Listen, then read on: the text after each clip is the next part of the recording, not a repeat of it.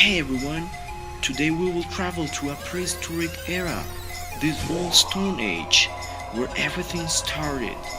Follow me and let's see how does it work.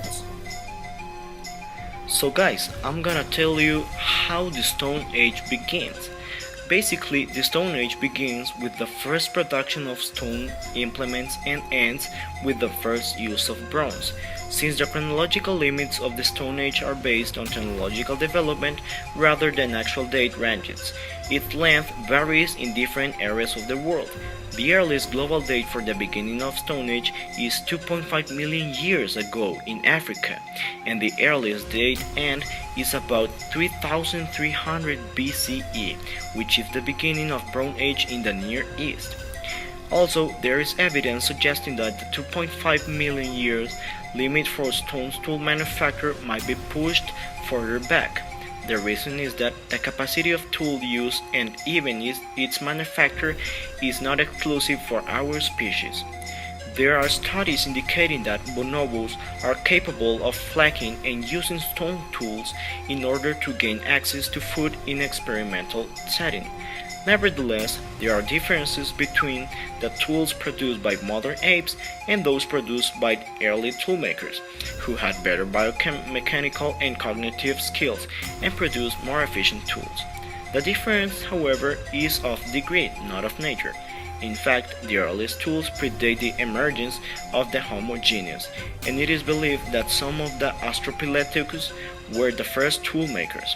In addition, some researchers have claimed that the earliest stone tools might even have an early origin, 3.4 million years ago, although no stone tools are old have been found. Some bones showing signs of striations and scotches have been found in Ethiopia, which might represent cut marks and made with stone tools. This view, however, is not widely accepted. The marks have also been interpreted to be the result of crocodile predation or animal trampling. The Stone Age is also divided into three different periods, which are the ones that I'll be showing you in this video, which are the Paleolithic or Old Stone Age, the Mesolithic or Middle Stone Age, and finally we have the Neolithic or New Stone Age. So be prepared because I will give you a brief response to these three ages. So guys, we are in the Paleolithic or Old Stone Age. From the first production of stone artifacts about 2.5 million years ago to the end of the last Ice Age, about 9,600 years BCE. This is the longest Stone Age period. The main types of evidence are fossilized human remains and stone tools, which show a gradual increase in their complexity. On the basis of the techniques employed and the quality of the tools, there are several stone industries.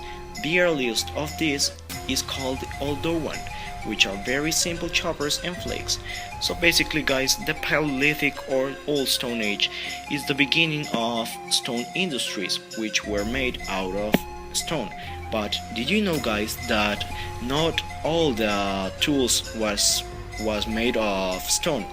They also was tools made out of fiber, bone, and other nature resources. The Mesolithic or Middle Stone Age. So guys, in purely scientific terms, the Mesolithic begins at the end of the period known in geology as the Younger Dryas Stadial, the last coral snap, which marks the end of the Ice Age, about 9,600 years BCE. The Mesolithic period ends when agriculture starts. This is the time of the late hunter-gatherers. Because agriculture developed at different times in different regions of the world, there is no single date for the end of the Mesolithic period. Even within a specific region, agriculture developed during different times.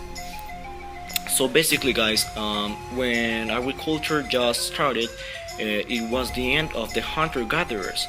So agriculture is a great impact in those times.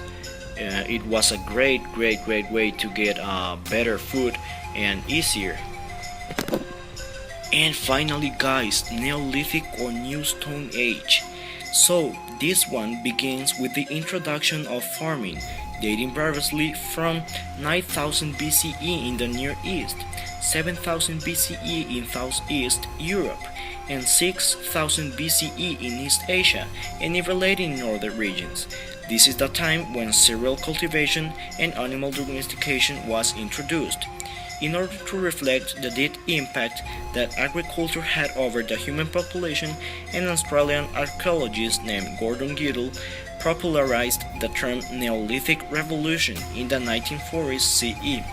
Today, it is believed that the impact of agricultural innovation was exaggerated in the past. The development of Neolithic culture appears to have been more gradual rather than a sudden change. Agriculture brought major changes in the way human society is organized and how it uses the earth, including forest clearance, root crops, and cereal cultivations that can be stored for long periods of time, along with the development of new technologies for farming and herding such as plows, irrigation systems, etc. More intensive agriculture implies more food available for more people, more villages, and a movement towards a more complex social and political organization. As the population density of the villages increased, they gradually evolved into towns and finally into cities. So basically, this Neolithic or New Stone Age is the beginning of a new society, a new complex society. So it's telling us how our agriculture had a great impact in how political and society works. So it is a great impact that how agriculture affect us in those times.